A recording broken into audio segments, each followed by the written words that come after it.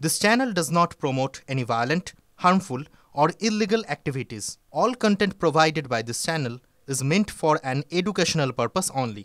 MDH chana masala এখন ছোলা হোক বা বরবটি দানা, সাদা চানা হোক বা কালো, সব রান্নাই হবে অসাধারণ। নমস্কার, দেখছেন TV9 বাংলা। দুপুরে সুপার প্রাইম টাইমে ফুল অ্যান্ড ফাইনাল নিয়ে আপনাদের সঙ্গে আমি অনির্বাণ এবং আমার সঙ্গে আমার সহকর্মী শুভজিৎ। আজ ফুল অ্যান্ড ফাইনালের শুরুতেই মুখ্য নির্বাচন কমিশন সংক্রান্ত খবরে আমরা চোখ রাখি। মুখ্য নির্বাচন কমিশনারের বিরুদ্ধে বেনজির পদক্ষেপের ভাবনা এবার বিরোধী শিবিরে। মুখ্য নির্বাচন কমিশনারের বিরুদ্ধে ইমপিচমেন্ট অর্থাৎ অনাস্থা প্রস্তাব আনার ভাবনা। মুখ্য নির্বাচন কমিশনার জ্ঞানেশ কুমারের বিরুদ্ধে একজোট বিরোধীরা এবার বেনজির একটি ঘটনা ঘটানোর সম্ভাবনা রয়েছে বিরোধীদের তরফ থেকে। তারা মুখ্য নির্বাচন কমিশনারকে ইমপিচ করতে চান বা তার বিরুদ্ধে অনাস্থা প্রস্তাব আনতে চান।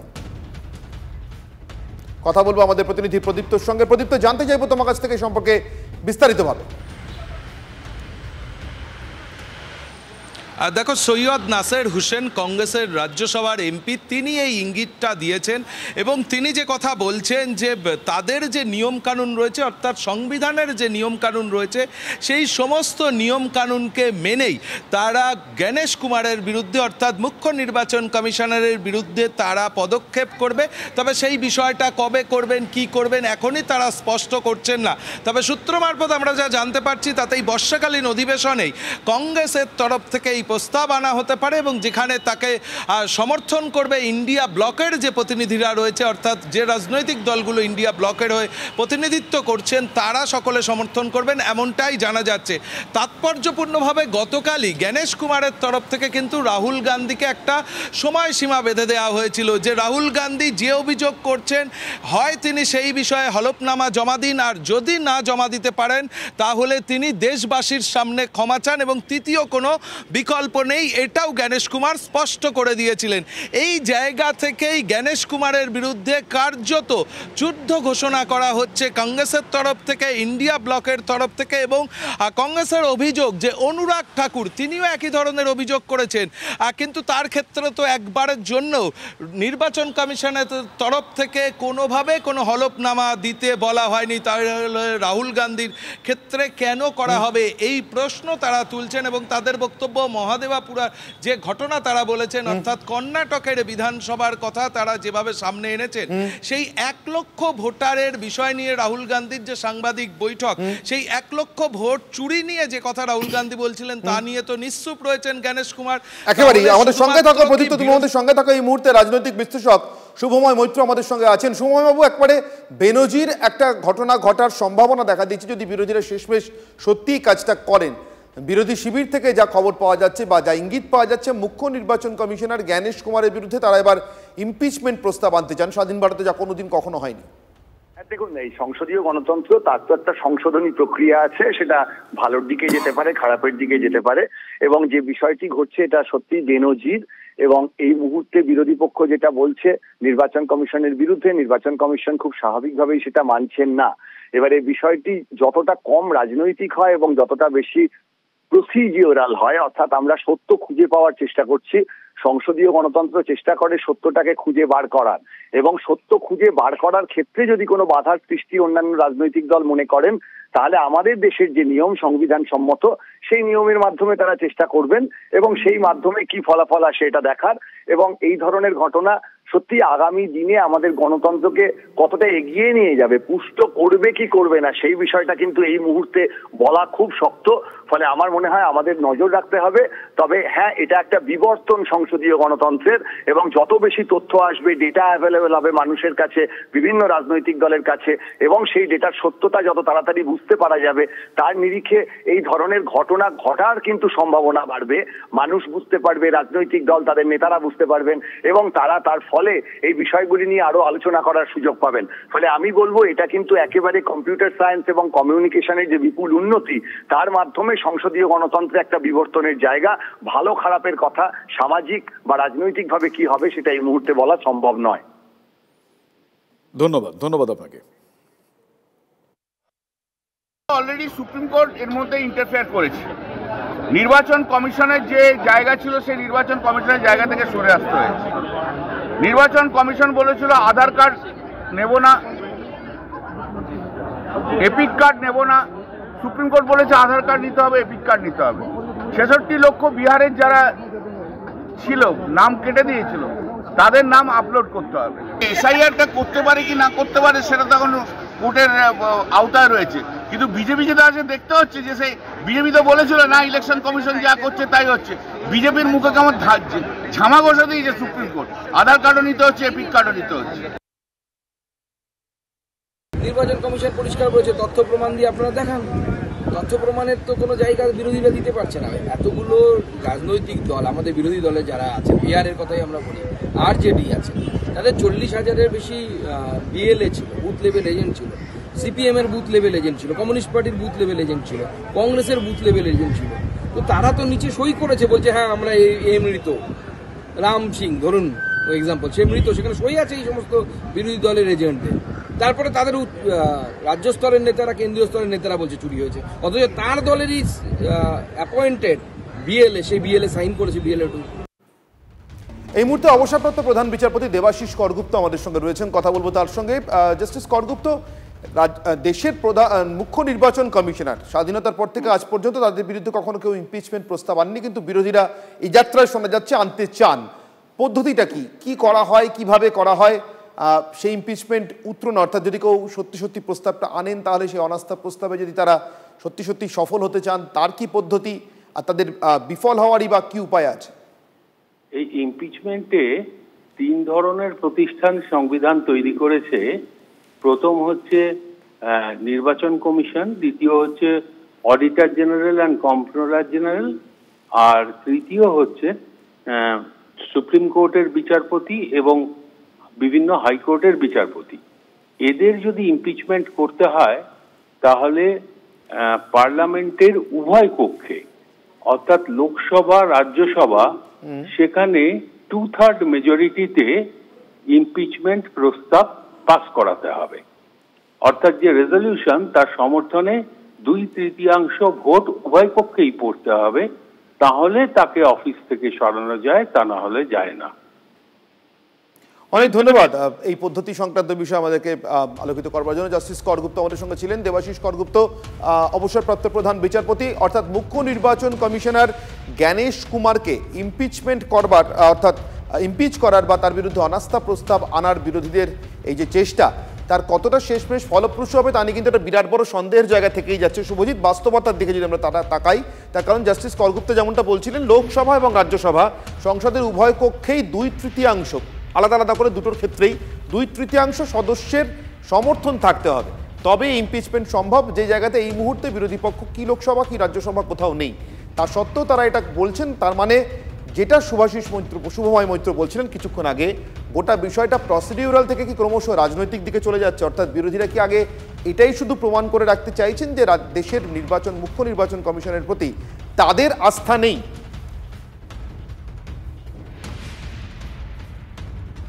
75 सालों से उस विरासत से, कर्मठता से कार्य करने वाले चुनाव आयोग के ऊपर अगर निराधार आरोप आप मतदाता सूची और मतदान को मिला के और जनता के सामने अगर ये कहें कि चोरी हो रही है, तो ये गलत बात है। कोई वोटर वोट करने जाता है और वो बटन दबाता है तो एक ही बार दबा सकता है। मतदाता सूची में अगर 2 जगह नाम हो तो वोट चोरी कैसे? 20 लाख से भी अधिक प्रत्याशियों के पोलिंग एजेंट्स चुनाव के लिए कार्य करते हैं। इतनी पारदर्शी प्रक्रिया में क्या कोई भी मतदाता वोट की चोरी कर सकता है? कुछ मतदाताओं द्वारा दोहरे मतदान के आरोप लगाए गए, सबूत मांगने पर जवाब नहीं मिला। ऐसे मिथ्या आरोपों से न तो चुनाव आयोग डरता है और न ही कोई मतदाता। এসআইআর বিরোধিতায় আবারও সংসদ চত্বরে বিরোধীদের বিক্ষোভ। মকরদুয়ারের সামনে হাতে প্ল্যাকার্ড নিয়ে তাদের স্লোগান। ইন্ডিয়া জোটের বিক্ষোভে তৃণমূল কংগ্রেসও সামিল।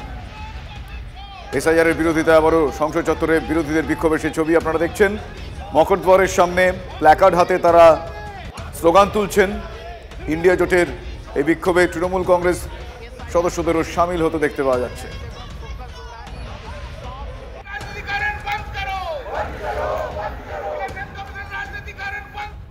তৃণমূলের এই বিক্ষোভে আবারও স্বমহিমায় দেখতে পাওয়া যাচ্ছে কল্যাণ বন্দ্যোপাধ্যায়কে। মহুয়া মৈত্রর সঙ্গে দাঁড়িয়েই তিনি স্লোগান দিচ্ছেন। বাংলা ভাষাকে অপমানের অভিযোগে সংসদ চত্বরে তৃণমূলের বিক্ষোভ। সেই বিক্ষোভে মহুয়া মৈত্রর পাশে দাঁড়িয়েই স্লোগান দিতে দেখা যাচ্ছে কল্যাণ বন্দ্যোপাধ্যায়কে। বাংলা ভাষাকে যেভাবে অপমান করা হচ্ছে সারা ভারতবর্ষে, যেখানে যেখানে বিজেপি রাজ্য আছে সেই সমস্ত বিজেপি রাজ্যে বাঙালিদের যেভাবে অ্যারেস্ট করা হচ্ছে এবং বাঙালিদের যেভাবে জেলে ঢুকিয়ে দেওয়া হচ্ছে এবং বলা হচ্ছে বাংলা ভাষা কোনো ভাষাই নয়, আমরা তার বিরুদ্ধে প্রতিবাদ করছি। বিজেপিতে যারা এমপি হয়েছে বা পশ্চিমবাংলা থেকে, তাদের তো শিরদাঁড়া নেই। এই বাংলাকে যখন অপমান করছে তাদের বলার মতো ভাষা নেই। তারা যদি বলতো তাহলে তাদের চাকরি চলে যাবে। তাই জন্য আজ আমরা তৃণমূল কংগ্রেস থেকে আমরা প্রতিদিনই করছি এবং পশ্চিমবাংলাতে হচ্ছে বাংলা ভাষার অপমান আমরা সহ্য করব না, বাঙালির অপমান সহ্য করব না। কল্যাণ বন্দ্যোপাধ্যায় আইন বিশেষজ্ঞ, একজন প্রতিষ্ঠিত আইনজীবী, বাংলা এবং বাঙালির গর্ব, তৃণমূল মনে করে। আমিও জানি ভালো আইন, কিন্তু পশ্চিমবঙ্গ সরকারের হয়ে যতগুলো মামলা লড়ছে তার যদি স্ট্রাইক রেট দেখা যায় তাহলে দেখা যাবে 2 কিংবা 3। 100টা বল খেললে 2-3 রানের বেশি করতে পারে। প্রতি ক্ষেত্রেই তো হাইকোর্ট থেকে শুরু করে সুপ্রিম কোর্ট, রাজ্য সরকার ভৎসনার শিকার হয়। এই নিয়ে আর না বলাই ভালো। এদিকে নির্বাচনের 1 বছর আগেই বুথ লেভেল এজেন্টদের তথ্য চাইছে কমিশন। জাতীয় নির্বাচন কমিশনের তথ্য চাওয়াকে চ্যালেঞ্জ করে হাইকোর্টে তৃণমূল। বিস্তারিত জানবো আমাদের প্রতিনিধি শ্রাবন্তীর সঙ্গে কথা বলে। শ্রাবন্তী, দেখো 2022-এ এবছরের জুন মাসে এই মামলা দায়ের করা হয়েছিল তৃণমূল কংগ্রেসের পক্ষ থেকে। সেখানে সেই মামলার এখনো পর্যন্ত শুনানি হয়নি। গতকাল নির্বাচন কমিশনের পক্ষ থেকে যখন প্রেস কনফারেন্স করা হয়েছে এবং সেখানে স্পষ্ট করে দেওয়া হয়েছে যে বাংলাতেও এসআইআর হতে চলেছে, তারপর ফের নতুন করে তৃণমূল কংগ্রেসের আইনজীবী অর্ক নাগ তিনি বিচারপতি অমৃতা সিনহার ঘরে মামলাটি উল্লেখ করেন। তার বক্তব্য যে এর আগে নির্বাচন সংগঠিত হবার 1 সপ্তাহ আগে শুধুমাত্র এই ধরনের বিএলএ যারা থাকেন, এজেন্ট যারা থাকেন তাদের বিরুদ্ধে। কিন্তু এখানে 1 বছর আগে কেন? এখানে বিচারপতি সিনহার প্রশ্ন যে বাকি রাজনৈতিক দলগুলো তো বুথ লেভেল এজেন্ট দেয়, তাহলে তারা কেন আসেনি? তাই জরুরি ভিত্তিতে কোনো শুনানি নয়, লিস্টে যেরকম থাকবে সেই অনুযায়ী মামলা শুনানি হবে। ধন্যবাদ শ্রাবন্তী। এই মুহূর্তে জাতীয় নির্বাচন কমিশনের বিরুদ্ধে তৃণমূল কংগ্রেসের মামলার খবরে আমরা চোখ রেখেছি। নির্বাচনের অন্তত 1 বছর আগে বুথ লেভেল এজেন্টদের তথ্য চাইছে নির্বাচন কমিশন এবং সেই তথ্য চাওয়াকে কেন্দ্র করেই এবার তৃণমূলের সঙ্গে নির্বাচন কমিশনের নতুন সংঘাত। কলকাতা হাইকোর্টে মামলা করেছে তৃণমূল কংগ্রেস, দলগতভাবে মামলা করা হয়েছে তৃণমূল কংগ্রেসের তরফ থেকে এই তথ্য চাওয়াকে চ্যালেঞ্জ করে। কমিশনের এই তথ্য চাওয়াকে চ্যালেঞ্জ করে যে মামলার শুনানি তারা জরুরি ভিত্তিতে চেয়েছিলেন, কিন্তু জরুরি ভিত্তিতে শুনানির আবেদন ফিরিয়েছে কলকাতা হাইকোর্ট। এখনই এই তথ্য চাওয়া কমিশনের এখতিয়ারের মধ্যে পড়ে না বলে আবেদনে জানিয়েছিল রাজ্যের শাসক দল, কিন্তু অন্যান্য রাজনৈতিক দলগুলি এখনো পর্যন্ত আদালতের দ্বারস্থ হচ্ছে না কেন বা তারা আপত্তি করছে না কেন, এই প্রশ্ন তুলেছে কলকাতা হাইকোর্ট। কথা বলবো, আমাদের সঙ্গে রয়েছেন এই মুহূর্তে রাজ্য বিজেপির প্রাক্তন সভাপতি রাহুল সিনহা। কথা বলবো তার সঙ্গে। রাহুলবাবু, কলকাতা হাইকোর্টে তৃণমূল কংগ্রেসের মামলা এবং সেই মামলার মূল বক্তব্য যে নির্বাচন কমিশন 1 বছর আগেই বুথ লেভেল এজেন্টদের তথ্য চাইছে, যারা কমিশন চাইতে পারে না। না, কমিশন তো চাইতে পারে অনেক কিছুই, সে সম্পর্কে ধারণা তৃণমূলের নেই। অতএব কমিশনের যে রিকোয়ারমেন্ট সেটা পূরণ করাই হচ্ছে রাজনৈতিক দলের কর্তব্য। আসল কথা, তৃণমূল কংগ্রেস এত ভয়ে ভীত হয়ে গেছে যে তাদের যে জালিয়াতি, সেই জালিয়াতিটা যে ইলেকশন কমিশন ধরে ফেলেছে, এটাই তৃণমূলের কাছে সবচেয়ে বড় চিন্তার কারণ।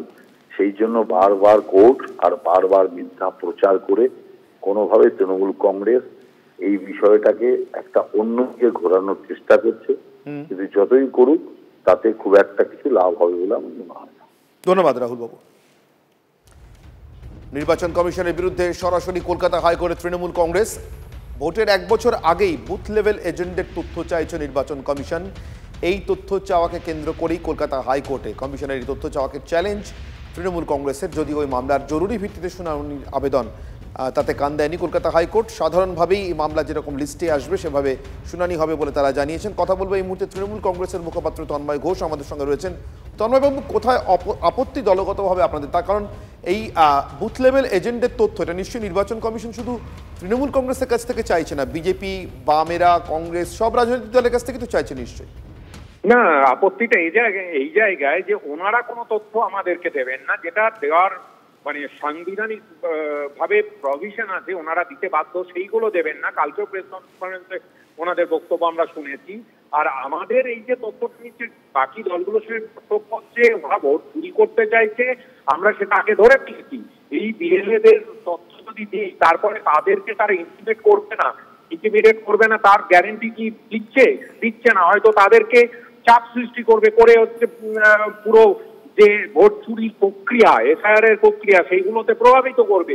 আমরা কেন দেবো তাদেরকে তথ্য, যখন তারা আমাদেরকে আগে পুরো তথ্য দিক, তারপর আমরা তাদেরকে তথ্য দেবো। বাংলাকে এত সহজ কেন যাবে না, ওনারা যতই চক্রান্ত করুন, আমরা বুঝে গেছি ওনাদের খেলা, সেই খেলাতে ওনারা জিততে পারবেন না।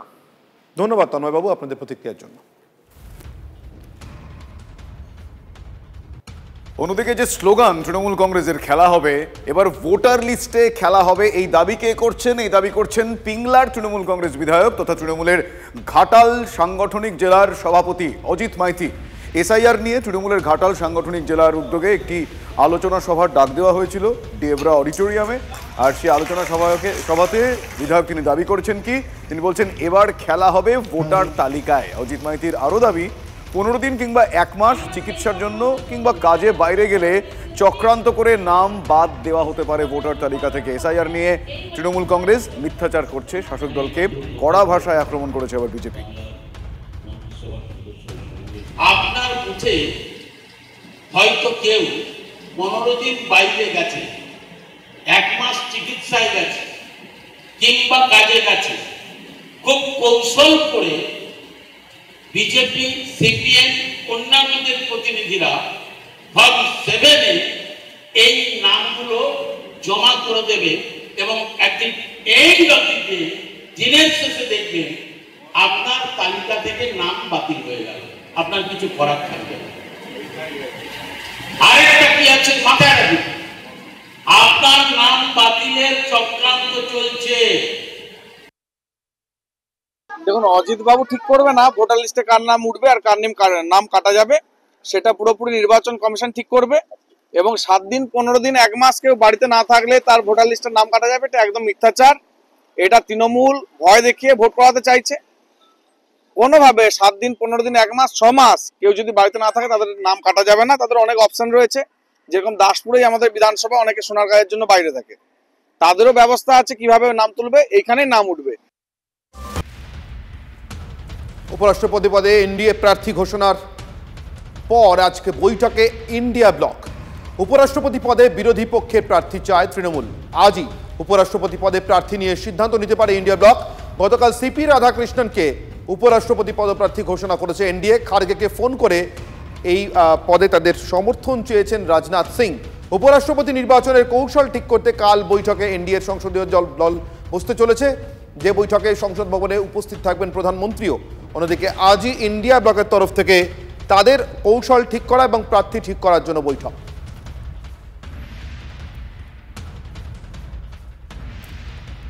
কথা বলবো আমাদের প্রতিনিধি জ্যোতির্ময় কর্মকারের সঙ্গে। জ্যোতির্ময়, এখনো পর্যন্ত ইন্ডিয়া ব্লকের তরফে কাদের নাম বা কাদের নাম প্রস্তাব হতে পারে বলে এখনো পর্যন্ত খবর? কোনো প্রাথমিক ঐক্যমত্যের জায়গা? দেখো, এখনো পর্যন্ত কোনো নাম নিয়ে চর্চা হয়নি। আজকে বিকেল 5:30টার সময় একটি বৈঠক ডাকা হয়েছে মল্লিকার্জুন খাড়গের বাসভবনে। সংসদীয় দলের নেতাদের একটি বৈঠক ডাকা হয়েছে। এই বৈঠকে কোনোভাবেই কে প্রার্থী হবে সেই নাম চূড়ান্ত হওয়া সম্ভব নয়। তার কারণ উপরাষ্ট্রপতি পদে ইন্ডিয়া জোটের প্রার্থী কে হবেন সেই বিষয়টি একেবারে শীর্ষ নেতৃত্বের মধ্যে আলোচনা সাপেক্ষেই তার ঠিক হওয়া প্রয়োজন। অভিষেক বন্দ্যোপাধ্যায় তিনি কলকাতায় ফিরে গেছেন, রাহুল গান্ধী তিনি বিহারে কর্মসূচিতে ব্যস্ত রয়েছেন। স্বাভাবিকভাবেই উপরাষ্ট্রপতি নির্বাচনে সার্বিক ঐক্য যাতে ঠিক থাকে, প্রার্থীদের দেওয়া হবে এবং সেই বিষয় নিয়ে সকলে যাতে ঐক্যমত্য থাকে, মূলত তারই একটি প্রাথমিক আলোচনা আজকে হবে বলে আমরা খবর পাচ্ছি। এবং সেক্ষেত্রে আগামী 2 দিনের মধ্যে হয়তো ইন্ডিয়া ব্লকের পক্ষ থেকে আলোচনার সাপেক্ষে প্রার্থীর নাম ঘোষণা করা হতে পারে। ধন্যবাদ। কথা বলছেন আমাদের প্রতিনিধি জ্যোতির্ময় কর্মকারের সঙ্গে। আজকে ইন্ডিয়া জোটের বৈঠকের পর উপরাষ্ট্রপতি পদে তাদের নাম চূড়ান্ত করার কথা। এখনো পর্যন্ত প্রাথমিকভাবে কোন নাম তালিকায় বা আলোচনা নেই জানাচ্ছিলেন আমাদের প্রতিনিধি জ্যোতির্ময়। অন্যদিকে আরও একটা প্রশ্ন এই মুহূর্তে গুরুত্বপূর্ণ হয়েছে। আপনারা জানেন যে 22শে অগস্ট প্রধানমন্ত্রী যে অনুষ্ঠান, সেই অনুষ্ঠানে মুখ্যমন্ত্রী কি যাবেন? এখনো পর্যন্ত জানা যাচ্ছে যে মুখ্যমন্ত্রী যাচ্ছেন না।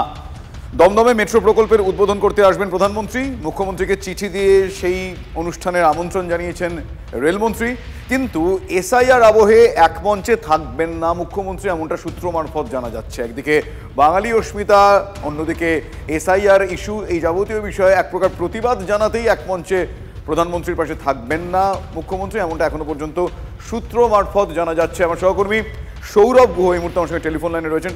সৌরভ, মুখ্যমন্ত্রীর সেদিন এই আমন্ত্রণ গ্রহণ করার সম্ভাবনা এখনো পর্যন্ত কতটা, বা আদৌ তিনি যাবেন, কি জানা যাচ্ছে সূত্র মারফত?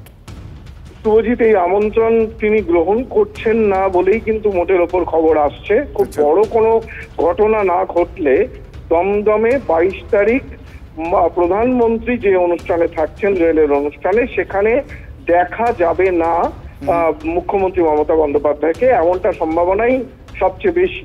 যেটা জানা যাচ্ছে দুটি ব্যাপার, এক হচ্ছে বিজেপি শাসিত রাজ্যে বাঙালিদের ওপর নির্যাতন, যে ইস্যুকে কেন্দ্র করে সর্বভারতীয় স্তরে তৃণমূল কংগ্রেস রাজনৈতিকভাবে আন্দোলন করছে, এছাড়া বাংলা ভাষার অসম্মান, এবং এ নিয়েও কিন্তু একটা বড় আন্দোলনের পথে রয়েছে তৃণমূল কংগ্রেস। সেই জায়গা থেকে দাঁড়িয়ে প্রধানমন্ত্রীর সঙ্গে মঞ্চ ভাগ করবেন না মুখ্যমন্ত্রী, এমনটাই মনে করছে রাজনৈতিক মহল। বেশ, ধন্যবাদ সৌরভ।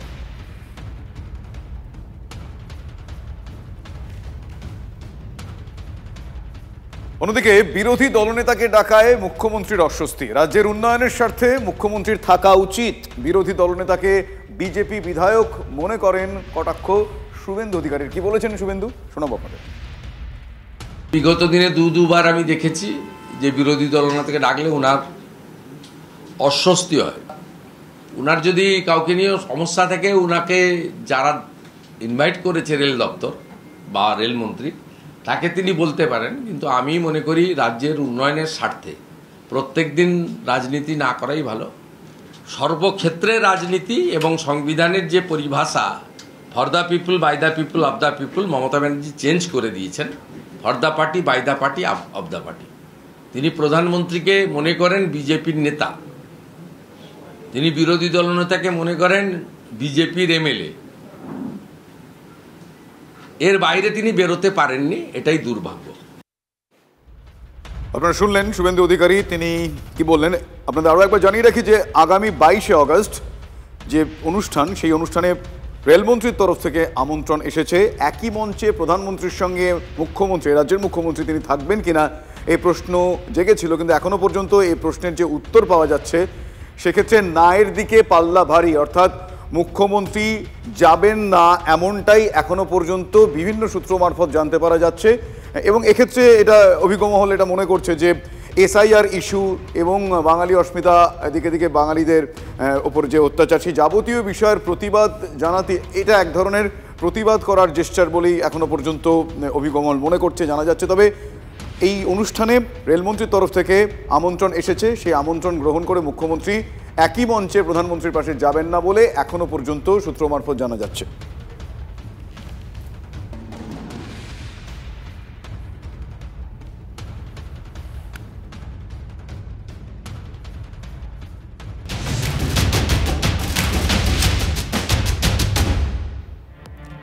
অন্যদিকে বিজেপির ডাকা বন্ধে 12 ঘন্টার বন্ধে প্রভাব পড়ল খানাকুলে। খানাকুল, রাজহাটি এবং বন্দরবাজার সহ বড় বাজারগুলি বন্ধ, সকাল থেকে খোলেনি দোকানপাট।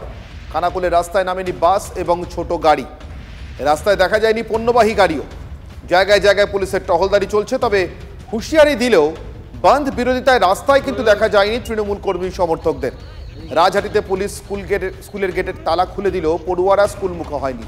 তবে বন্যার কারণে পরীক্ষা না হওয়া স্কুলগুলোকে বন্ধের আওতার বাইরে রাখা হয়েছে।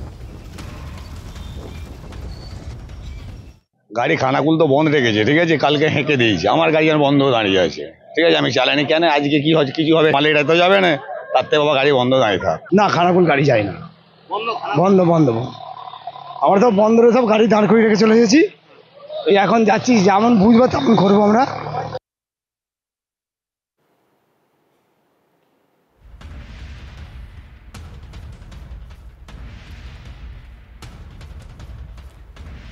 আজকে বিজেপির ডাকে খানাকুল বন্ধ, সে বন্ধ চলছে এবং দোকানপাট রাস্তায় কোনো দোকানপাট খোলেনি, রাস্তায় কোনো বাস নামেনি।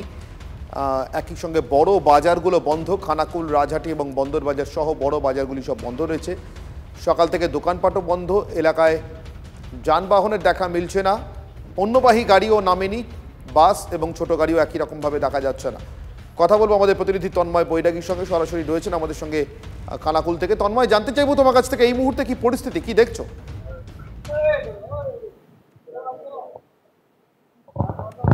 দেখো, সকাল থেকেই খানাকুলে বিজেপির ডাকা বন্ধ, কিন্তু বন্ধ তো করতে বিজেপি কর্মী সমর্থকরা যেরকম পথে নেমেছিল সেই রকম দোকানদানি হয়ে এই মুহূর্তে দাঁড়িয়েছি খানাকুল থানার সামনে। এই খানাকুল থানার সামনে এই দোকানগুলো এখনো বন্ধ আছে।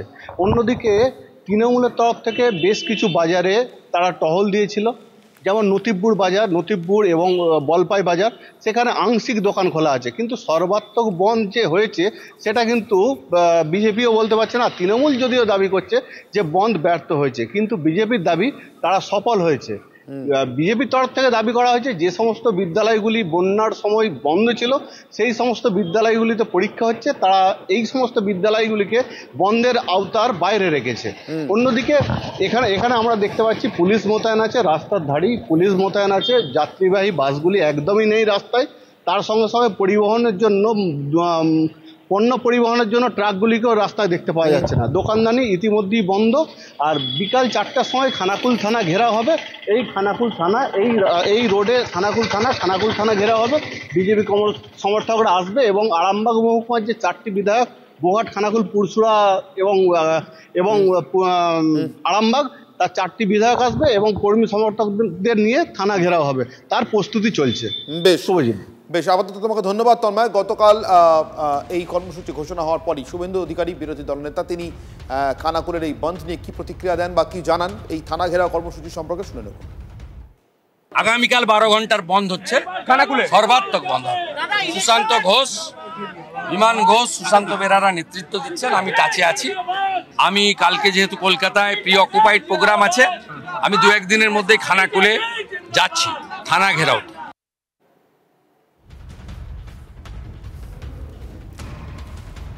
অন্যদিকে মনোনয়ন জমা দেওয়াকে কেন্দ্র করে উত্তেজনা নন্দীগ্রামে। সেখানে গুমগড় হাই মাদ্রাসায় মনোনয়ন জমা ঘিরে উত্তেজনা। সিপিএমকে মনোনয়ন জমা দিতে বাধা দিয়েছে তৃণমূল, অভিযোগ এমনটাই। ছবিতে দেখা যাচ্ছে হকি স্টিক দিয়ে মারধর করা হয় এবং যারা মারধর করছেন তারা তৃণমূল কংগ্রেসের কর্মী সমর্থক বলে মামাদের তরফ থেকে অভিযোগ আনা হয়। রীতিমতো হকি স্টিক দিয়ে মারধর করা হয়। আমার সহকর্মী কনিষ্ক এই মুহূর্তে আমার সঙ্গে টেলিফোন লাইনে রয়েছেন। কনিষ্ক, এই পরিস্থিতি যাদের দিকে অভিযোগের আঙুর উঠলো, এটা কি আধিপত্যের একটা বহিঃপ্রকাশ, যে দিনের পর দিন একচেটিয়া আধিপত্য, সে কারণে এভাবে প্রকাশ্যে যে রাজনৈতিক দলই হোক না কেন এভাবে মারধর করা যায়? পুলিশের ভূমিকাই বা কি?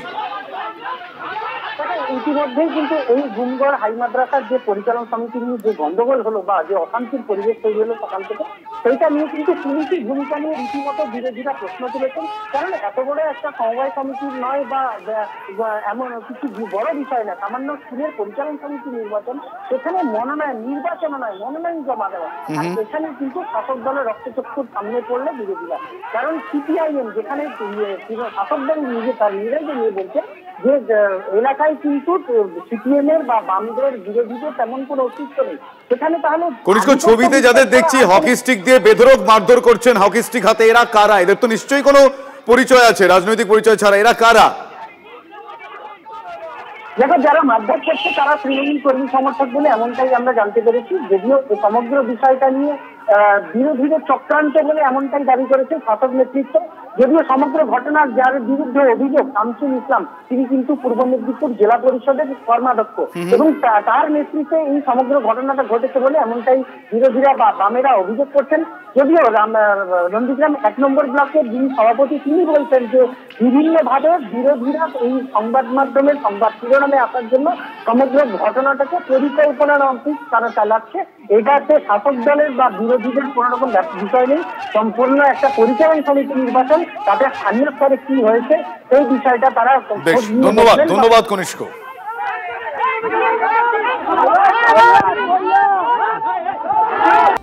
ফুল অ্যান্ড ফাইনালে দুপুরের সুপার প্রাইম টাইমে আমরা এই মুহূর্তে যে খবরে চোখ রাখবো, শুভজিৎ, ভাঙড় হাই মাদ্রাসার মনোনয়ন ঘিরেও ব্যাপক উত্তেজনা। আইএসএফ তৃণমূলের মধ্যে হাতাহাতি এবং মারধরের খবর পাওয়া যাচ্ছে। আইএসএফ এর বিরুদ্ধে বোমাবাজির অভিযোগ এনেছে তৃণমূল। ভাঙড় থানার সামনে সেই উত্তেজনা ছবি এই মুহূর্তে আপনারা দেখতে পাচ্ছেন।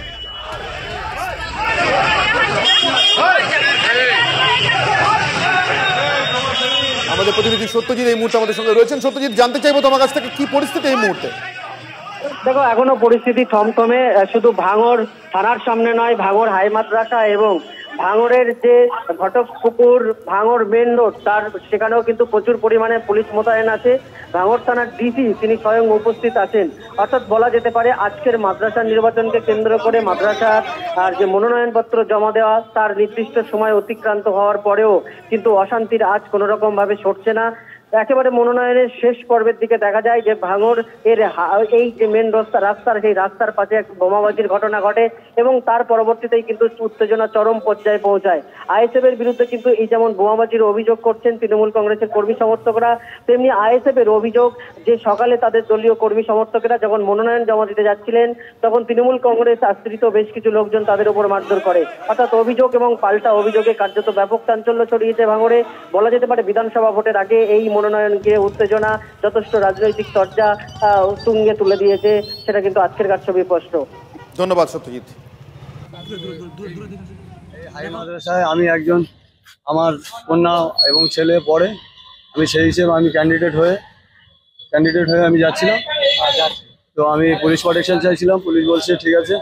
আমরা তখন বলি যে ওরা প্রচুর লোক আছে, আমাদেরকে মারবে আমরা গেলে, ওই হিসেবে আমরা থানায় জানাতে এসেছিলাম। কিন্তু থানায় জানাবার সঙ্গে সঙ্গে আমাদেরকে গেট থেকে বাইরে বার করে দিল, আর ওই বাইরে থেকে আমাদেরকে উঁচিয়ে তুলে নিয়ে গেছে। এখন আমি কোনো রকম প্রাণে বেঁচে আমি এখন কোনো রকম থানার সেফটিতে আছি।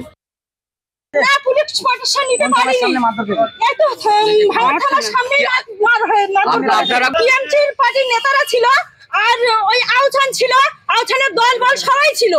ওরা একদম পুরো রুকে এসেছে, এসে ওরা একদম থানায় থেকে টেনে বার করে নিয়ে গেছে একদম। আমরা মহিলা বলে আমাদের গায়ে হাত দিতে পারিনি, কিন্তু আমাদের সাথে যা বেটা ছেলে ছিল তাদেরকে সবাইকে মেরেছে।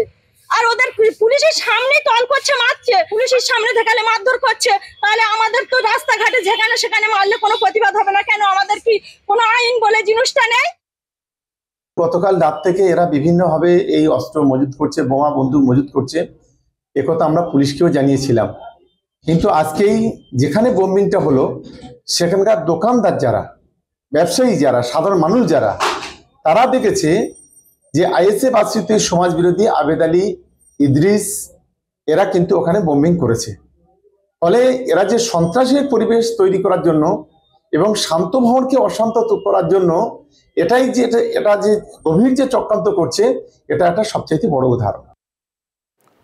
নওশাদ সিদ্দিকী এই মুহূর্তে আমাদের সঙ্গে রয়েছেন, আইএসএফ বিধায়ক, ভাঙড়ের বিধায়ক। আমি কথা বলবো নওশাদের সঙ্গে। নওশাদ, যে অভিযোগ শওকত মোল্লা করছেন আপনার বিরুদ্ধে যে আইএসএফ বা আপনাদের দলের বিরুদ্ধে যে আইএসএফ এর তরফ থেকে হামলা চালানো হয়েছে ভাঙড়ে আজকে হাই মাদ্রাসা নির্বাচনের মনোনয়নকে কেন্দ্র করে, দেখো আমাকে একটু সময় দিতে হবে বলার জন্য।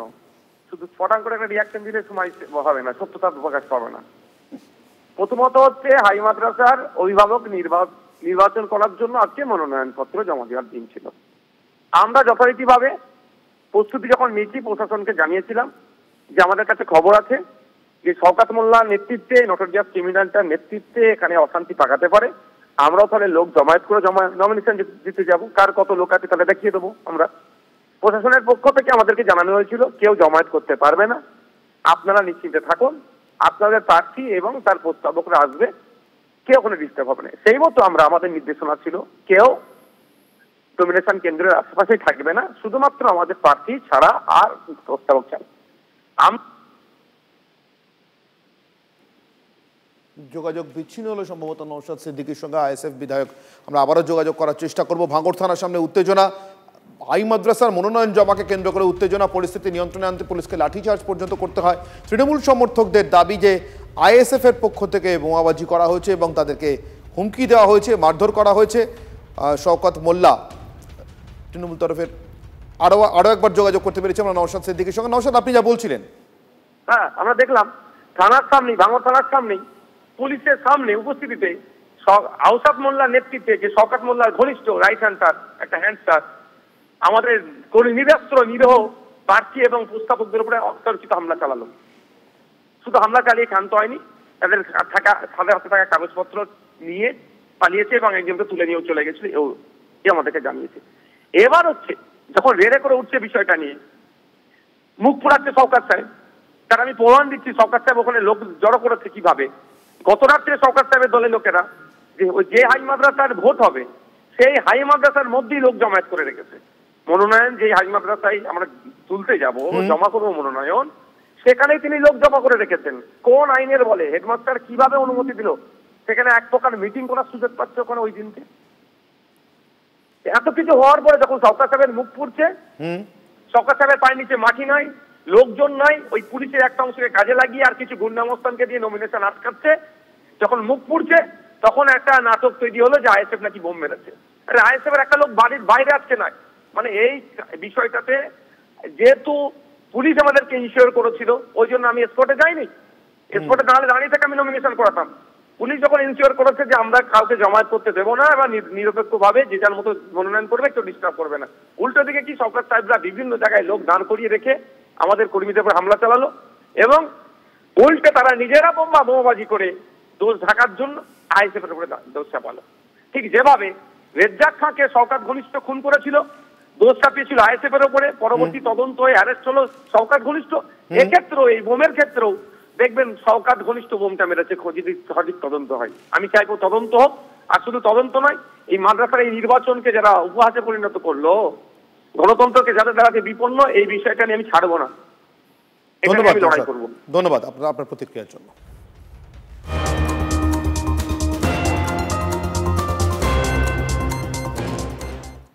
ভাঙড়ের ক্ষেত্রে আমরা যেরকম দেখলাম আইএসএফ বনাম তৃণমূল, কিন্তু এবার তপসিয়ার কথা বলবো, সেখানে তৃণমূল বনাম তৃণমূল। বোমাবাজি, পাথর ছোড়ার অভিযোগ, দুজন ইতিমধ্যেই জখম হয়েছেন। তৃণমূলের গোষ্ঠী সংঘর্ষে এই বোমাবাজি, স্থানীয়রা এমনটাই দাবি করছেন। বোমাবাজি, রেল লাইনের পাথর তুলে ছোড়াছুড়ি করা হয়েছে। বেশ কয়েকজনকে ইতিমধ্যেই পুলিশ আটক করেছে। এলাকায় এখন পুলিশ মোতায়েন রয়েছে। আপাতত পরিস্থিতি থমথমে, কিন্তু যথেষ্টই উত্তপ্ত হয়েছিল একটা সময় পরিস্থিতি। রবিবার রাতে তিলজলা রোডের এই জায়গাতেই মূলত একেবারে সংঘর্ষ তৈরি হয়। দেখা যাচ্ছে যে বর্তমানে সোমবার সকালেও পুলিশ এখানে মোতায়েন রয়েছে। স্বাভাবিকভাবেই যেটা পুলিশ সূত্রে খবর, যে একেবারে দুই গোষ্ঠীর মধ্যে এলাকা দখল নিয়ে সংঘর্ষ, এবং সেই সংঘর্ষের ফলে কিন্তু পাথর ছোড়াছুড়ি হয়। পুলিশের কাছে বোমাবাজির অভিযোগ এলেও পুলিশ পুরো বিষয়টা খতিয়ে দেখছে, এবং যে পাথর ছোড়াছুড়ির অভিযোগ হয় তাদের দুজন আহত হয় এবং বেশ কিছু জনকে ইতিমধ্যে আটক করা হয়েছে। এই ঘটনার নেপথ্যে কী রয়েছে সেটা জানার চেষ্টা করা হচ্ছে। যদিও এখনো পর্যন্ত যেটা জানা যাচ্ছে যে এলাকা দখল নিয়েই মূলত দুই গোষ্ঠীর মধ্যে সংঘর্ষ, আর সেই সংঘর্ষেই একেবারে উত্তপ্ত হয়ে ওঠে তিলজলা রোডে এই এলাকা। পুরো ঘটনা তদন্তে নেমেছে তপসিয়া থানা। ক্যামেরায় অমিতের সঙ্গে সুশোভন, TV9 বাংলা। কাল রাত্রে শুনেছি তো অনেক ঝগড়া হয়েছিল, পুলিশ এসেছিল, বম চলেছিল, এটাই শুনেছি। গন্ডগোল ওই হচ্ছে পার্টি নিয়ে হচ্ছে, মানে এখানকার যে আমাদের বড় যে আছে, সে বড় আছে, আরও অনেক কেউ বড় বানতে চাইছে, সেই জন্য। এটা হচ্ছে 59 ওয়ার্ড, ওটা भी হচ্ছে 59 ওয়ার্ড, তো দুজনেই আপসে হচ্ছে, ছেলে নিয়ে হচ্ছে, মানে ছোট কথা নিয়ে বড় কথা, আর দুজনে টিএমসি। পুলিশ এসেছে, কপারেট করলো, পুলিশ সবকে ধরে নিয়ে গেছে, পুলিশ অনেকজনকে বাড়ির মধ্যে ঢুকে নিয়ে গেছে পুলিশ। অনেক রাত ছিল পুলিশ এখানটা, আমাদেরকে দোকান বাড়ি সব বললো বন্ধ করে তোমরা বাড়ি যাও, এখানটা ঝগড়া হচ্ছে, তোমরা কেন রিস্ক নিচ্ছ? আমরা ঠিক আছে, আমরা সব বন্ধ করে বাড়ি চলে গেছিলাম। কজন ইনজিওর্ড? তো ইনজিওর্ড হয়েছে 3-4 জন শুনলাম ইনজিওর্ড হয়েছে। নিজেদের মধ্যে নিজেরা একই পার্টি। কতজনকে তুলে নিয়ে গেছে এলাকা? আপনারা 15-20 জনকে নিয়ে গেছে। অন্যদিকে নদিয়ার নাকাশিপাড়া থানা এলাকার কাঁচকুলি সমবায় সমিতি নির্বাচনে শাসক দল হেরে গেল। গণতান্ত্রিক মহাজোট করেছিল বিজেপি, সিপিএম, কংগ্রেস। সেই গণতান্ত্রিক মহাজোটের জয় হলো। 9টি আসনের মধ্যে 5টিতে জয়ী হয়েছে এই বিরোধী জোট। আগামী বিধানসভা এবং পঞ্চায়েত নির্বাচনে এভাবেই গণতান্ত্রিক মহাজোট করে লড়াই করে শাসক দলকে হারানোর দাবি। অন্যদিকে হেরে গিয়ে তৃণমূলের কটাক্ষ, একা লড়ার ক্ষমতা নেই বলে নীতি বিসর্জন দিয়ে বিরোধীরা জোট করেছে। আমরা সিপিএম, বিজেপি এবং কংগ্রেস মিলে যে জোট করেছিলাম তৃণমূলের বিরুদ্ধে, তাতে 9টির মধ্যে আমরা 5টিতে আমরা জোট প্রার্থী জয়যুক্ত হয়েছি। 9টা আসনের মধ্যে প্রতিদ্বন্দ্বিতা করেছি আমরা, তার মধ্যে আমরা 5টা পেয়েছি গণতান্ত্রিক মহাজোট, আর 4টে পেয়েছে তৃণমূল, শাসক দল পেয়েছে। এর থেকেই বোঝা যাচ্ছে আগামী দিন আমরা এখানে তৃণমূলকে সরানোর জন্য এই মহাজোট করেই লড়ব। এবং শুধু বিধানসভা নয়, আগামী পঞ্চায়েত ভোটেও আমরা এই মহাজোটকে কায়েম রেখে পঞ্চায়েত দখল করব, এটাই আমাদের দৃঢ় প্রতিজ্ঞা। এখানে সিপিএম, কংগ্রেস, বিজেপি একত্রিত হয়ে আমাদের বিরুদ্ধে লড়াই করছে তৃণমূলের বিরুদ্ধে। তিনজন একসঙ্গে হলো কেন? তিনজন সিপিএমকে তৃণমূলকে একা কেউ পেরে উঠছে না বলে, মানে সব ন্যায় নীতি আদর্শ বিসর্জন দিয়ে তিনজন এক জায়গায় হয়েছে তৃণমূলকে হারাতে হবে। কিন্তু বিকেল 5 মানে যখন রেজাল্ট বেরোবে তখন তিনজনাই মাথায় হেঁট করে বাড়ি চলে যাবে। আমরা 100 ভাগই জিত, আমাদের 9টা ক্যান্ডিডেটই জিত।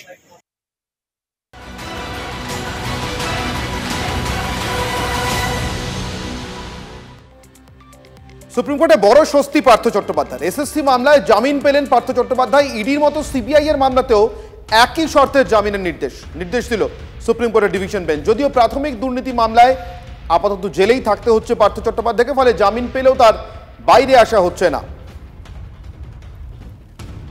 জামিন চেয়েছেন, এবার তৃণমূল ভবনে ওকে ডেকে নিয়ে গিয়ে গলায় মালা পরিয়ে মিষ্টি খাওয়াবে সবাইকে, তারপর বলবে যে দুর্নীতিবাজ পার্থ চ্যাটার্জি জিন্দাবাদ এবং আমাদের দিদির সার্থক উৎকর্ষী পার্থ চ্যাটার্জি জিন্দাবাদ। এই বলো বলে এইটুকু অপেক্ষা করুন। অভিযোগ করলে বেলের সঙ্গে তো সেই অভিযোগের কোনো সম্পর্ক নেই, সে ব্যাপারে সিবিআই উচিত পাল্টা ভিন্ন মামলা করা, সেটা সিবিআই করছেন না। অন্যান্য মামলাও রয়েছে, তার আরো মামলা রয়েছে। আমি মনে করি এদের জামিন পাওয়া উচিত নয়। তার কারণ হচ্ছে এরা একাধিক দুর্নীতি করেছে। এটা একটা চাকরিতে দুর্নীতি করেছে তা তো নয়, বিভিন্ন নিয়োগে দুর্নীতি করেছে। নবম, দশম, একাদশ, দ্বাদশ, গ্রুপ সি, গ্রুপ ডি, প্রাথমিক বিভিন্ন নিয়োগে দুর্নীতি করেছে। ফলে একসাথে জামিন পেলেও আরো অনেক মামলা রয়েছে এবং আমি তবে সিবিআই এবং ইডিকে বলবো আরো তৎপরতার সঙ্গে তদন্ত করুন।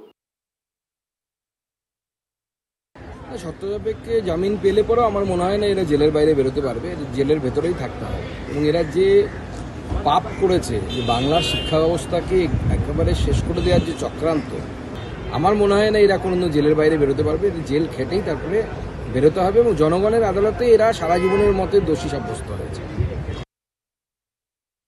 সুপ্রিম কোর্ট দিয়েছে সেটাও আমি জানি না, বা আমরা জানি না যে ঠিক কোন মামলায় সুপ্রিম কোর্ট থেকে তিনি জামিন পেলেন আর কোন মামলায় এখনো কতদিন তাকে জেলের অভ্যন্তরে থাকতে হবে। কিন্তু এটা ঠিক যে ইডি বা সিবিআই তারা এই পর্যন্ত অকৃতকার্য যে মামলা শেষ করে শাস্তি বিধানে, একজন তো অনির্দিষ্টকাল জেলে থাকতে পারে না, তাকে শাস্তি বিধান করুন না মামলার মাধ্যমে। সেই দিকে কিন্তু কোনো রকম আশার আলো দেখা যাচ্ছে না।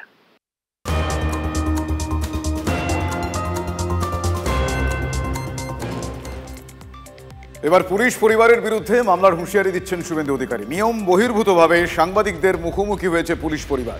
প্রেস ক্লাবে আসার আগে পিটিএসএ রীতিমতো ট্রেনিং দেওয়া হয়েছিল, বেআইনিভাবে ব্যবহার করা হয়েছিল পুলিশের গাড়ি, এমনই অভিযোগ করছেন বিরোধী দলনেতা। 3 দিনের নোটিশে জবাব না পেয়ে মামলার হুঁশিয়ারি দিয়েছেন শুভেন্দু।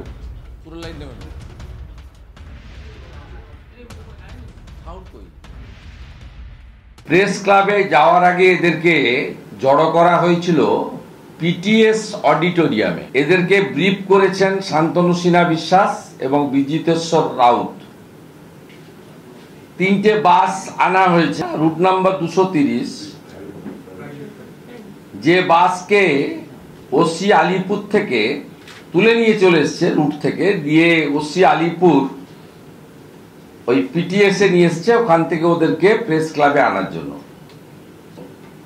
একটি পুলিশের গাড়ি ব্যবহৃত হয়েছে, unofficial, issued by MTO PTS, যার নম্বর হচ্ছে WB04G9571। Police and police family are not entitled to press meet by মানে যা ওদের হ্যান্ডবুক আছে PRB and PRC WBSR। Lawyer notice দিয়েছে, 3 দিন অতিবাহিত হয়েছে। এই সপ্তাহে আমরা মামলা করব। বারবার বলছি বিরোধী দলনেতার কথা, উনি প্রত্যেক সময় উনি সুরক্ষা কবচ নিয়ে বসে আছেন। উনি প্রত্যেক সময় আমাদের পুলিশ প্রশাসনকে উনি অপমান করে চলছেন।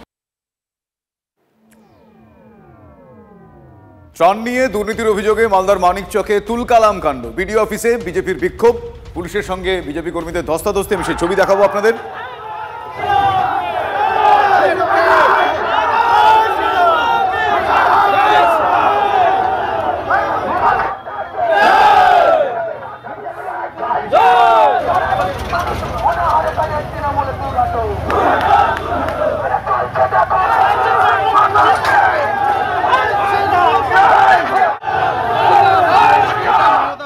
বিরোধী দলনেত্রী থাকার সময় বলতো ম্যানমেড বন্যা।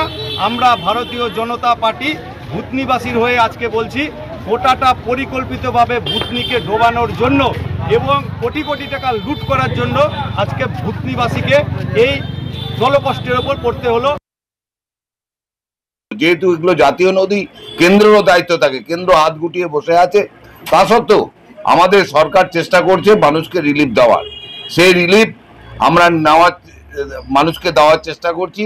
সেখানকার বিডিওরা এবং সেচ দপ্তর খুব জরুরি ভিত্তিতে কাজ করছে এবং তাদেরকে বিভিন্ন স্কুল, বিভিন্ন জায়গায়, সরকারি জায়গায় তাদেরকে পলিথিন থেকে শুরু করে, ত্রাণ থেকে শুরু করে তাদের সেই ব্যবস্থাগুলো করছে। গঙ্গা, ফুলহার, মহানন্দা একেবারে ফুঁসছে। বাঁধ ভেঙে প্লাবিত হয়ে গিয়েছে মানিকচক, রতুয়া সহ মালদার বিভিন্ন প্রান্ত। জল থই থই পরিস্থিতি। ফুলহারের জলে মানিকচকের ভূতনিতে বাঁধ ভেঙে 2টি গ্রাম পঞ্চায়েত প্লাবিত। অন্যদিকে গঙ্গা ভাসিয়েছে রতুয়াকে। রতুয়া 1 ব্লক, ভূতনির অবস্থা ভয়াবহ। আমার সহকর্মী সুব্রতোষ রয়েছেন এই মুহূর্তে সরাসরি। সুব্রতোষ, এখনো পর্যন্ত কি পরিস্থিতি একটু দেখতে চাইব। দেখো, এখন পর্যন্ত আমি তোমাকে মহানন্দা জল দেখাচ্ছি। এটা শাহাপুর গ্রাম পঞ্চায়েতের বিস্তীর্ণ এলাকা ইতিমধ্যে কিন্তু প্লাবিত হয়ে গেছে। তোমাকে দেখো যে বাড়ি ঘরের মধ্যে জল ঢুকে গেছে। বিশেষ করে শাহাপুর গ্রাম পঞ্চায়েতের বিভিন্ন এলাকা, বিশেষ করে নদী সংলগ্ন যে সমস্ত এলাকাগুলো রয়েছে সেইগুলো কিন্তু ইতিমধ্যেই মহানন্দার জলে প্লাবিত। বহু পরিবার, অসংখ্য পরিবার, শতাধিক পরিবারকে ইতিমধ্যে গত কয়েকদিনে তাদেরকে নিরাপদ আশ্রয়ে নিয়ে যাওয়া হচ্ছে। এবং এর পাশাপাশি শুধু নয়, মালদা মানে ইংরেজবাজার পুরসভার যে মধ্যে দিয়ে যে নদী গেছে সেখানেও কিন্তু অসংরক্ষিত এলাকা যেগুলো, সেগুলোও কিন্তু প্লাবিত হয়ে গেছে। সবথেকে ভয়ঙ্কর অবস্থার মধ্যে রয়েছে মানিকচকের ভূতনি এলাকা এবং রতুয়ার 2টি গ্রাম পঞ্চায়েত এলাকা, বিশেষ করে রতুয়া 1 নম্বর ব্লক। এবং সেখানেই আজকে তাদের অভিযোগ, তারা ঠিকঠাক ত্রাণ পাচ্ছেন না, তাদের কাছে ত্রাণ পৌঁছচ্ছে না। এমন প্রত্যন্ত জায়গায় আছে যেখানে কোনো রকম যোগাযোগ ব্যবস্থাই নেই। মানে তারা নদী পেরিয়ে এপারে আসতে পারছেন না। কংগ্রেস সাংসদ গিয়েছিলেন সেখানে, ঈশা খান চৌধুরী, তিনি কি বললেন? দেখো, ঈশা খান চৌধুরী কিছু এলাকাতে গেছিলেন, কিন্তু সেই সমস্ত প্রত্যন্ত জায়গায় তিনিও যেতে পারেননি। ফলে সেই জায়গাগুলোতে যিনি সামনে মানে কাছে পিঠে যে সমস্ত এলাকায় যান, তিনি গিয়ে কিন্তু দুর্নীতির অভিযোগ তুলেছেন। মানিকচকের ভূতনি এলাকা, তার এলাকা। ধন্যবাদ তোমায়। সরকারের কাছে কি দাবি রইবে আমাদের? আমরা কোনো তো খাবার টাবার তো আমাদের কাছে কিছুই নাই, কোনো তো খাবার টাবারও আসে না, কিছুই তো আসে না। আমরা তো এক তো নদী কাটছে, নদী কাটার তো কোনো কিছু আসছে না। নদী কাটার জন্য, নদী বাঁধার জন্য আমরাকে দেখতে আসে না। ঘর ডুবে মানে আমার বাড়ি টাড়ি ভাসে গেছে, বুঝলি তো ছেড়ে বাঁধের উপরে বসে আছি। ব্রিজে তিরপাল একটু টাঙাইতে পেয়েছি কোনো রকম, এসে বসে আছি। সেটি পাটসাট হয়েছে, তারও কোনো জোগাড় নাই, কিছু আনার জোগাড় নাই, কোনো লারও ব্যবস্থা নাই। আর রাত্রে খিচুড়ি দিচ্ছে, খিচুড়িতে ভাত আর হলুদ দিয়ে দিচ্ছে, ডাল নেই, তাল নেই, ওয়াতে আর কিছু নেই, এনে দিয়ে দিচ্ছে। হ্যাঁ, বাড়িঘর ভেঙে পড়ে গেছে, তো বাড়িঘর গঙ্গাতে পড়ে গেছে, ওই জন্য খাচ্ছি না তো খেতাম। জলের কানারে পড়ে আছি, তিরপাল খাটিয়ে, আমাদের কোনো জায়গায় কিছু নাই। আমরা কি করে থাকি এখানে? তাও কোনো রকম ব্যবস্থা করে আছি রাস্তার কিনারে, সরকারি কোনো ব্যবস্থাই পাইনি। আমাদের কংগ্রেসের দাবি আমি বারবার এবার তুলেছি পার্লামেন্টে, আমরা কিন্তু সঠিক জবাব কাজ পাচ্ছি না, কেন্দ্র সরকারের কাছে পাচ্ছি না, রাজ্য সরকারের পাচ্ছি না। আমি চাই দুই সরকার মিলিয়ে মিশে এটা ভালো কাজ করে, যেমন ইউপিএ সরকার করেছেন, যেমন কংগ্রেস করেছেন, লালবাবু করেছেন, বরকাত গনির খান সাহেবের কাজ করে। এরকম যদি ভূতনিকে বাঁচানো হয় তাহলে ওরকম কাজ করবে, না হলে এই সব কাজ 2 নম্বরই কাজ চলবে না। রাজ্য সরকারকে তো আমি এখনো পর্যন্ত বোঝাতে পারলাম না, ওদের ঘুম ভাঙাতে পারলাম না, আরও ঘুমিয়ে আছে। এখনো পর্যন্ত তারা কেন্দ্র সরকারের কাছ থেকে কোনো রকম স্থায়ী সমাধান করবার জন্য কোনো পরিকল্পনা তারা পাঠাননি। আমি বারবার বলেছি একটা বিস্তারিত একটা পরিকল্পনা গ্রহণ করুন, ডিপিআর তৈরি করুন এবং সেটা কেন্দ্রীয় সরকারের কাছে পাঠান এবং তার জন্য আপনারা তার যে স্থায়ী সমাধান করবার জন্য একটা নির্দিষ্টভাবে সুনির্দিষ্ট আপনারা পরিকল্পনা একটু করুন এবং তার জন্য আর্থিক সাহায্য চেয়ে একটা চিঠি করুন। রাজ্য সরকার এখনো পর্যন্ত করল না। লক্ষ লক্ষ মানুষ ঘর ছাড়া, বাড়ি ছাড়া, জমি ছাড়া হয়ে আছে। এই দায়িত্ব কিন্তু কেন্দ্রীয় সরকারের। আজকে আমরা আমাদের সরকার, আমাদের মুখ্যমন্ত্রী মমতা বন্দ্যোপাধ্যায়ের নির্দেশে জেলা প্রশাসন, পুলিশ প্রশাসন সহ আমাদের বিধায়করা, জেলা পরিষদ মেম্বার, পঞ্চায়েত সমিতি মেম্বার, গ্রাম পঞ্চায়েত মেম্বার সকলকে নিয়ে মানুষকে বাঁচানোর জন্য হাহাকার করছেন। বিজেপি শুধুমাত্র সমালোচনা করছেন, ধিক্কার জানায়। রাজগঞ্জের পর ধূপগুড়ি, জলপাইগুড়িতে ছড়াচ্ছে জ্বর, বাড়ছে আতঙ্ক। গাদং এলাকায় জ্বরে আক্রান্ত এক কিশোরের মৃত্যুও হল। ধূপগুড়ি মহকুমা হাসপাতালে এই মুহূর্তে উপচে পড়ছে ভিড়। গড়ে প্রতিদিন 700 থেকে 800 মানুষ জ্বরে আক্রান্ত হচ্ছেন এবং এই সংখ্যক আক্রান্ত রোগী ভিড় জমাচ্ছেন। কথা বলবো আমাদের প্রতিনিধি রনির সঙ্গে। রনি, কি এই জ্বর, কি ধরনের ইনফেকশন, কিছু জানা যাচ্ছে? দেখো অনির্বাণ, এখনো কিন্তু স্বাস্থ্য দপ্তরের তরফে সেই ধরনের কোনো তথ্য দেওয়া হয়নি। তবে যেমনটা আমরা জানতে পেরেছি যে কিশোরের মৃত্যু হয়েছে তিনি ধূপগুড়ির গাদং এলাকার বাসিন্দা জয়জিৎ সরকার।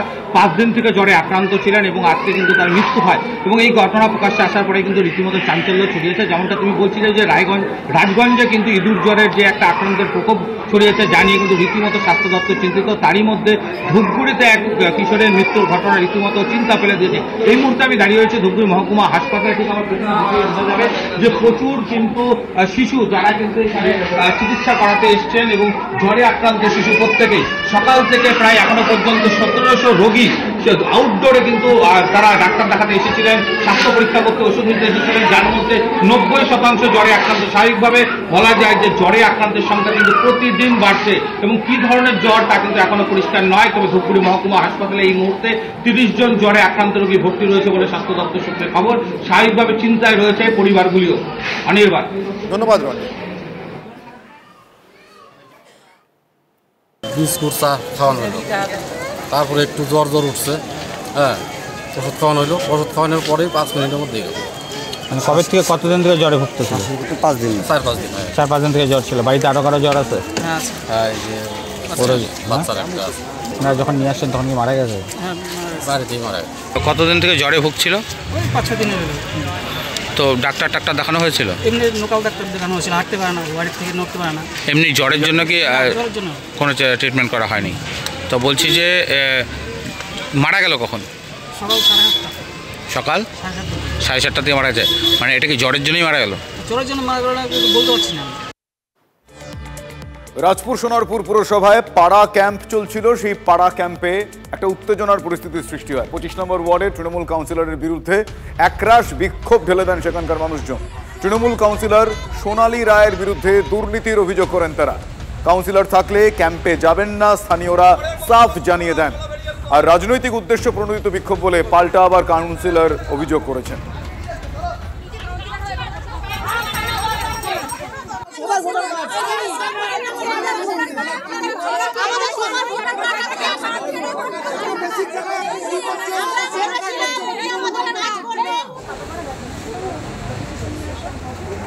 কোনো পরিষেবা দেননি, কোনো কাজ করেননি।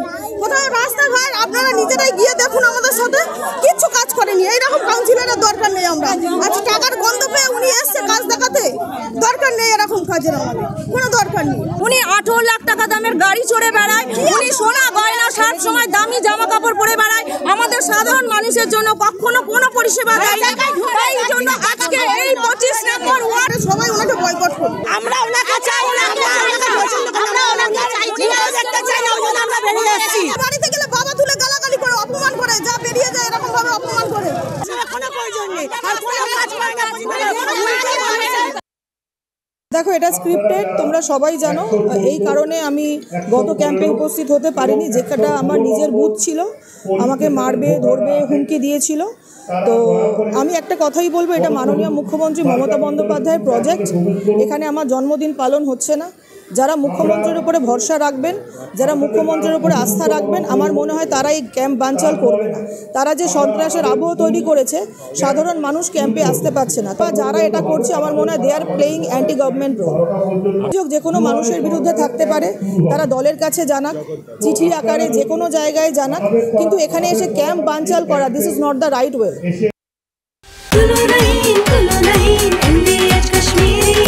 আরে কম দে কিন্তু খাঁটি দে। MDH কাশ্মীরি লাল লঙ্কার গুঁড়ো। MDH